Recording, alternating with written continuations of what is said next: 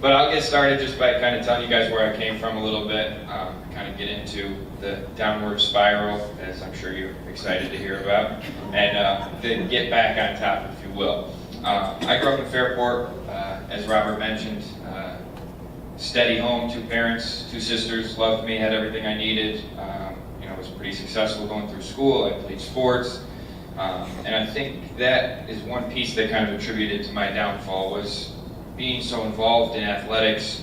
You kind of are taught this toughness, and you have to be so mentally tough and strong. And I kind of got away, or never even started being a vulnerable person and being open, and just kind of had to hold everything inside. And I'll touch back on that later, but I think that started through playing basketball and being successful in that and spending all my time with that. But going through middle school and high school, I wasn't myself ever, I don't think. I think I just wanted to be who you guys would like. Whoever I was talking to, I wanted to entertain them and be their best friend. So I never was sure of who I was. I was just whatever they wanted me to be. And I didn't realize that until it was probably far too late. So kind of a bummer there. But that's kind of how it was. If I wanted to hang out with kids who I thought were pretty cool smoking pot, that's what I would do that day. I got into drinking in high school because that's what everybody was doing. I had to do it. I had to hang out with those kids. But maintaining playing basketball, I was able to have some sort of discipline, I guess you could call it, because my goals were there and I had aspirations of things I wanted to do and get to. And I kind of made it through high school with my head on my shoulders and was in a pretty good place. And then some tragedy struck right before I graduated, and we lost some friends. And when that happened, basketball didn't really matter to me anymore. I was worried about when my next friend was going to die. And that was kind of a tough place to be in. And I kind of lost, that was kind of the beginning of me losing my path a little bit. It wasn't that happened and I was in a bunch of trouble, But I stopped having goals and I stopped caring about things that I cared about, and it made it easier for me to kind of slip down that slope and go out more and spend more time with people that weren't good for me. And that kind of takes me into college a little bit, where I began to experiment with just about everything and anything, and still was able to play basketball in college and graduate and do all that while kind of running myself into the ground. I got in trouble at my first college, and probably should have been a red flag there, but one thing that was constant throughout my life was kind of an uneducation on the entire addiction and opiate and all that world, where I was enabled a little bit because my family didn't really know what was going on, and I was a master manipulator and could talk my way out of just about anything. So instead of really getting help then, I transferred and went away and had another good 3 years. The geographical cure worked for the time being, but I still never found who I was. So there was still kind of that emptiness inside where I'm still just doing what other people wanted me to do, and then that was the hardest part. But going back a little bit, my first encounter with opiates was in high school. Playing sports, I broke a couple ribs, lacerated a couple organs, and I was in the ICU. And I'll never forget, they gave me this little green button to press, and it administered morphine. And the first time I clicked that button, it's unexplainable. I think I was addicted right then and there. So a couple nights with that button, I would just sit there waiting for it to turn green so I could get my next dose. It was pretty bad from the jump. They prescribed me way too much, as is a common theme here. And that was kind of my first encounter, but it didn't start there. In college, I think I had 3 ankle surgeries in 4 years, a shoulder surgery, and every time, it got a little bit more ingrained that I like this is good for me, this is what I need.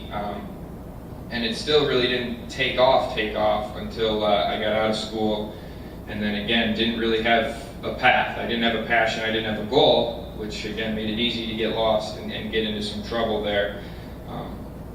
And I continued kind of down that road. I would start to take money from my family, take money from work. I would lie all the time, manipulate everybody. And I knew these things were wrong. Like, I know right from wrong. I was raised from a good family. My parents did a great job. They might not think so, but I give them some credit. But it was almost like I was outside of my body, watching me do these terrible things to the people I cared about most. And for me, it was just like the line and everything that like I couldn't not buy. I could be holding a can of Coke and tell you it was Mountain Dew. It's like you're looking at it, but I would convince you it was Mountain Dew somehow. So the first time I tried to get sober, I again was self-referred to go see Robert. And the way I told my parents this time is I wrote them a long letter about how I was a piece of crap and I'm a terrible person, I'm a degenerate, and that was kind of what I thought addicts were at the time. You know, like I was beyond beat up about myself. And that was one of the things that I struggled with a lot, was the guilt and the shame, because I shouldn't be this way. Nobody in my family is. How did I get here? I'm shaming all of them. I don't want anybody to know about this. It's an embarrassment. And I think that's one of the things that held me back. And again, I'll touch on the uneducation thing. My mom and I sat down with Robert. We were like, yeah, no, it's cool to have a couple drinks. I was never really an alcoholic. It was just the drugs I had to stop. So hopefully Robert would have won that arm wrestling match, but it sounds like I got the better of him there, and I had to come back for more to let him beat me down the second time. So needless to say, I started to drink again after a couple months when I didn't complete the first time. And one thing led to another. I started smoking a little weed, and down the slope you go. And it got a lot worse. Stealing again, doing all these terrible things. And I got in so deep that I thought the only way out was for me to die. And that was a tough realization. So I was sitting there, you know, I'd be stealing money and thinking, well, if I get caught this time, then I'll just have to kill myself. That was the only way out. I was in too deep. No one was ever going to forgive me again. And the second letter this time around was actually a suicide letter that I wrote. It was pretty hard to write, pretty hard for my family to read, but they kind of caught me kind of just in the nick of time, I guess, with some other people I cared about. And I went to the psych ward, and that still wasn't enough because I had to have my drug dealer sneak into the psych ward. So that was pretty bad. But I got out, and they referred me to an inpatient place, and I was there for 18 days, and still I was going to complete there, but in my mind I was, 18 days sober. I had some days in a row. I should be thinking clearly. My thought was to get out and use once more and then go see Robert for outpatient. So luckily I didn't get out. I went to another 30-day treatment down in Florida, which was an intensive 12-step treatment facility, and that I think saved my life. Really introduced me to a lot of things, and it really opened up my eyes as far as taking a look at myself, looking at who I want to be. Like, I didn't even know what my core values were. I said them, but I didn't live them. I was lost, and it was a scary place, but it was an eye-opening experience, and I learned a ridiculous amount about me, which was the first time in my life I was able to do any of that. So it was a really good experience down there. And again, that extra 30 days I think was a life changer for me, because I was able to kind of get spiritually connected and work some of those steps that you hear a lot about, and realize that I was the problem in a lot of these situations when I always like to blame other people. So I'm much more aware of the people around me and how I'm affecting them, rather than the world revolving around me and all you guys are getting in my way, which I think is making me a better person today. I think a lot of people would agree with that. So I ended up leaving that 30-day treatment, and I spent 3 weeks with my sister in Kansas City. Still wasn't ready to come home yet. They had just moved there, and that was an awesome time, because obviously through those years of using, the only person I wanted to see were drug dealers and people I could party with. My relationships have never been so bad, but that started to grow quite a bit, because again, you're having real conversations for the first time, and deep conversations about how I feel, and asking about how they feel, and caring and listening, and those moments are gold to me, because I missed out on so much time with them, and I'm never more excited to see my family now when they were the last people I wanted to see just a couple years ago. So that turnaround's amazing.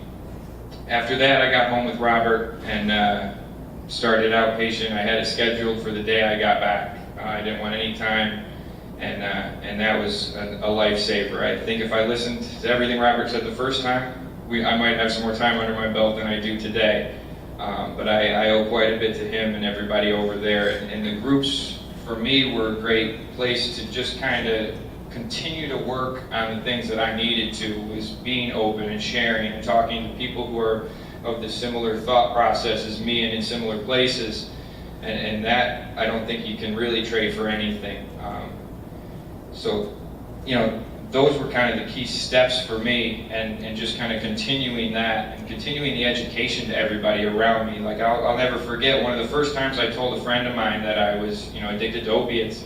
He was like, "Well, you're mentally tough. You'll get through it." Like that was what he thought and he believed, and that's what people don't understand.